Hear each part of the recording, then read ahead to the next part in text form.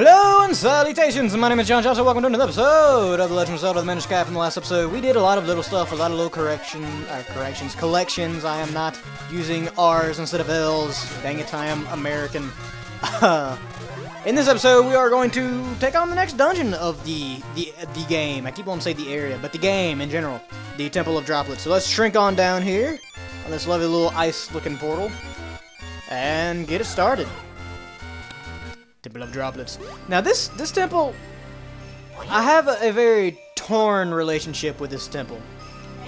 And by that I mean, first off, you can see the boss key is actually right here. We have to get that before we even get the map or anything else. I know the floor is made of ice, Ezlo. You don't have to tell me. Blah, I'm gonna bust my backside. I know. Trust me, as much as I hate ice physics, I know. But anyways, I have a bit of a torn ideal of this Flying Pots of Doom. I have a bit of a torn idea of this dungeon, pretty much based on two facts. One, the actual layout and everything about the dungeon is actually pretty cool and clever and well thought out. I will say that. It has good puzzles, it's very unique, it's a very memorable dungeon. However, those of you that know me, and those of you that have played Zelda games in general, already know this. Ice physics suck. And Nintendo loves them. I have no idea why Nintendo loves ice physics as much as they do, but they do. And the gaming populace has to pay for their loving of this horrible game mechanic. And of course, as with any Zelda with an ice dungeon or anything else, we have ice sliding puzzles. Lots and lots of ice sliding puzzles. Something I'm not very good at, unfortunately. You may see me get stuck on one of them here. That one, unfortunately, was pretty easy, though, but it's just a taste of what is to come, I promise you. So there we got a little small key that, of course, allows us to progress through some of the rest of the dungeon. So let's go, if you remember, we passed by a locked door on the way to this room on the right, and there it is right there. Maybe this would be one of the good times to have my shield out if I was a smart player, but I'm not, so, dude, stop firing lasers at me. Jeez. It'd be good to have my shield out there, but I don't, so, oh well. These little ladybug enemies are getting on my nerves lately. I think it's because we've had to fight so many of them. But anyways, here we have yet another ice sliding puzzle. This one actually took me quite a while, so let's see if I can remember it. I'm going to go ahead off the top of my head and say no. Probably not, but I'm going to try my best. It took me a while to figure it out earlier when I practiced. I really suck at ice sliding puzzles, at block sliding puzzles. Like, I'll sit there and look at it in my head without actually pushing anything, so I don't have to constantly reset everything and go back and blah, blah, blah. But for the most part, I just really suck at them to a horrible degree. Okay, I think I got this one. So I'll sit there and, like, stand in the middle of the room where I can see everything and just kind of decide what to do from there. It looks like I'm just standing still not doing anything, but I'm actually running through several different processes in my head about, well, if I push this block here, then I'll be able to push it there, but then that one will block it. And yeah, you kind of have to do that with block sliding puzzles. That's kind of a tongue twister there. But anyways, we figured that out pretty easy, and our reward is the big key, or boss key, or whatever the crap it's supposed to be called. So that's pretty cool. Before we leave this room, let's go ahead and close this so we can walk out. Because if we come up these stairs here, as you're about to see, that we need that little plate there closed that's letting the sun down, or sun in. Otherwise we wouldn't be able to get out of here. Not too bad. We'd be trapped in here for a 20-minute episode, or however long this episode is going to be. Hopefully, I'm trying to keep it a little bit shorter than the last few, because I think the last 2 or 3 episodes have been over 30 minutes, or at 30 minutes, which is pretty insane, and I know you guys like that, but my computer does not appreciate 12-hour render times. So we're going to try and keep them a little shorter this time. But anyways, we use the boss key right away, and come into this, the little main hub of this dungeon. Well done, Link. This looks to be that. Oh, cool. We got the element already. Oh, but we can't even get it once. Okay, fine. So down here, you will immediately notice a flying pot coming out of nowhere. We have this thing here. Not much we can do about it now, but you've probably ought to guess that that is the boss of this dungeon. And you would be right to guess that, because that's what it is. Oh my gosh, these flying pots are getting on my nerves. Put that on a t-shirt and print it. Okay. So let's come down here and see if we can get the first, really the second dungeon item. The dungeon map. It feels weird saying that's the second dungeon item, all things considered. And something I haven't pointed out in this, but a lot of people have. A lot of the handheld Zeldas will make the dungeons shaped like things. This one, for instance, is a pot. Well, either a pot or an Octorok, depending on who you or what you think. This one looks more like a pot to me, and that one looks really more like a pot too, or a bomb, or plunger, or an Octorok. It could be many things, but I'm gonna go with Octorok, given the temple's boss and all that. But anyways, now that we have the dungeon map and the big key, we're already 2/3 full of the done with the dungeon. No, not at all. We are just getting started. Let's swim on over, Cha, and take out this slug like it's no problem, Cha. No problem, Cha, at all. No problem. We're gonna swim all the way over here at Mach speed. I do love the swimming in this game, just because of how fast it is. It's very nice. It's very nice indeed. Alright, so what we're gonna do now is suck this mushroom on over, Cha. Press this button, Cha, and open up the gate so that we can swim down. Woohoo! Fall down the waterfall. Now, there's not a whole lot we can do down here quite yet, but we're about to get to that point. Let's see what this tablet has to say. The way forward is hidden in the bottom of the pot. Good to know. Potheads be proud. I'm joking. I do not endorse drug use.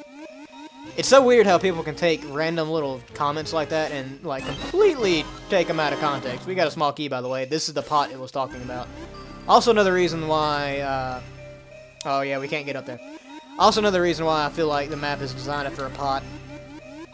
But whatever. Now that's done, we can go ahead and swim all the way back up. But anyways, what I was talking about. It is weird how, and something I've noticed a lot in the Let's Play world, people can take things way out of context sometimes. Things that are just jokes. I don't mean like racist things or sexist things or anything like that. Those, you know, you kind of do have to take seriously to a degree, for sure. But just like random little crap like that when I was saying, oh, well, it's a pot. Potheads be proud. Ha ha ha ha. It's just a joke. And, you know, I feel like everybody that watches me understands that it is just a joke. And why am I going way over here? Whoops. Let's go back over here and use that key. But yeah, and I'm pretty sure most of my audience knows that stuff like that is a joke, and I don't at all mean it seriously. But I've heard stories about a lot of people getting, like, hate letters and stuff like that because they say a joke and people take them seriously. I don't know. I guess sometimes I can see how it'd be taken seriously, because some people, I won't mention names, but some people, and it's not necessarily in the Let's Play community, but in the YouTube community, when they're joking about some stuff like that, it really does not seem like they're joking. It seems like they're being completely serious, and I think that's a personality thing, because I know people in real life who joke around all the time, but if you don't know them and know them fairly well, then you would be really offended by what they say, because sometimes it can be a little off the wall. But if you know them well, you know them well enough to be that you know them well enough to know that they're joking. But that's not the case for everybody. Ow, ow! Get on the lily pad.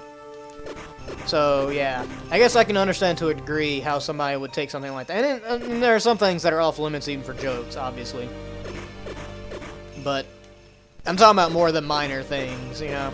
But anyways, enough of that serious talk. Now we got the lily pad down here. We can actually press this and start taking our lily pad on tour. And this is what I mean by this dungeon being kind of, you know, it's unique in the nicest way. It really is. But friggin' ice physics, man. Friggin' ice physics. Alright, we've already fought one of these things before, so we know what to do here. It's gonna get all pissed off and like a Wriggler from Mario and start running around. As soon as it calms down, we just hit its nose one more time and then come up and hit its heart. Boom, boom. Easy peasy, lemon squeezes. You heard me. Alright, so then we come up here and get the last dungeon item already. We are 10 minutes into this. We've already got all 3 of the dungeon items. How cool is that? Still lots of chests, as you've seen, though. There's actually 1 or 2 chests we're going to have to do some pretty major backtracking for, so that kind of sucks. But we'll get to that when we get to it. Alrighty. Doop-a-doop. Nope, missed the friggin' turn. Oh, what that? See, and again, the way this temple is, it has really cool stuff, but really annoying stuff, because I really hate riding on the lily pads in this thing, honestly. I really do. Well, yeah, I mean, it was cool at first, and this is kind of pointless over here. It was cool at first, but it does get kind of old, kind of quick. But hey, you know, it's cool enough to forgive, to a degree. Alright, so let's explore around this room. This is yet another kind of main hubby kind of room. Hubby. A main husband kind of room. No. This is kind of a main hub. We'll be in this room a good bit throughout the dungeon. But first off, and we fell. You have these little flies here that are really annoying and carry on stuff to drop on your head. I actually believe that those are like dung beetles or something. But hey, we got 50 rubies, and that makes everybody happy. Ho, ho, ho, ho. Okay. I don't know why I turned into Mickey Mouse there. Dang it! I hate when I fall off the ice because you can't just immediately jump back on. Kill that. And kill that. Nope, nope. Kill that. Kill that. Alright. There's another ice block puzzle. Woohoo! Yet another one that actually took me quite a while to get. Okay. I remember. First off, we're going to push... Nope, nope. We're going to push this down. And then push this other one over here to the left. And the trick is you're trying to build up a few of them on this, before this button so that when you push these other ones, they'll hit right. Yeah, English. Dang it! Get back on the ice, Link. Oh, I'm gonna really try hard not to complain about ice physics too much, because everybody knows I hate them. Everybody hates ice physics. I don't know why I even bother complaining about them. But anyways, we got the puzzle solved real quick. No problem. No problem. So now that's done. We can go get our lily pad back. Somewhere. Where'd it go? There it is. Go get our lily pad back. And make our long trek on over to the other side of the room. To the frozen river area kind of place. Yeah. Whatever. So, how are you guys doing today? Oh, that reminds me. Over here to the right, or to the left, that is not the right, John, jeez. To the left, there is a treasure chest, but we cannot get it right now, so I'm not going to bother going all the way up there and just having to come back. So how are you guys doing today? Hopefully you guys are appreciating... excuse me, my nose stopped up all of a sudden. Hopefully you guys are enjoying all the videos I put up lately. I've, after going on break for so long, I'm really glad to finally be back into the recording habit. Oh, and it's dark. I can't see anything. Excuse me. Sorry about that. I had to take a sip of something. Hopefully it's going to clear my nose up some. Where are you? Are you still under me? It's so dark I can't see my beak in front of my face. Watch your step. I don't want to trip over. What do you got to trip over? You're a hat. I'll trip over something. You can't trip over crap. Ezlo. And that's actually kind of a clue to the item we're going to be getting in this dungeon. So keep that in mind. Some of you fellow Zelda nerds may already know what it is. And here we have 3 of these little beetle things. Everybody knows the trick to putting them out of their misery. Their misery of being alive, their existence, their miserable existence. Get out of the way. There you go. And then you just wail on them. Pretty easy enemies, honestly. Although annoying enemies, I will say that. And we are already at the max limit of rubies. Jeez. That's kind of sad. Between episodes, I'm probably going to go buy a bunch of kinstones to hopefully alleviate that before we start wasting all the treasure chests and everything else we're going to be getting all the rubies.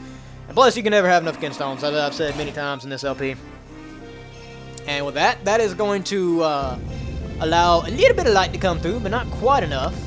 The boss and the element are still frozen, but it will open up this other path for us. So that's good. That's exactly what we need. Yes, we know sunlight, that blah blah blah blah blah blah. Thank you. Thank you. Alright, now I know it's kind of weird, but I'm actually going to call this an episode right here, and hopefully you guys will forgive me. It's 15 minutes, that's a fairly decent length. I'm doing that because if I didn't, it'd end up being another 30-minute episode. So, thank you guys for watching today. I really do appreciate it. And again, thank you guys for sticking around with me through that hard time when I was sick and couldn't upload, and then having to recover and getting back to recording and everything else. I thank you guys for putting up with that. I really do. As always, if you like, leave a comment, tell me what I did right, what I did wrong. Subscribe if you want to see more, and please share with your friends. I will see you next time in the Legend of Dragon Ball Z. What? Legend of Zelda. Oh my god. John, what is wrong with you? Why can you not remember games that you are playing in front of your face? See you guys next time. Have a good day. Bye.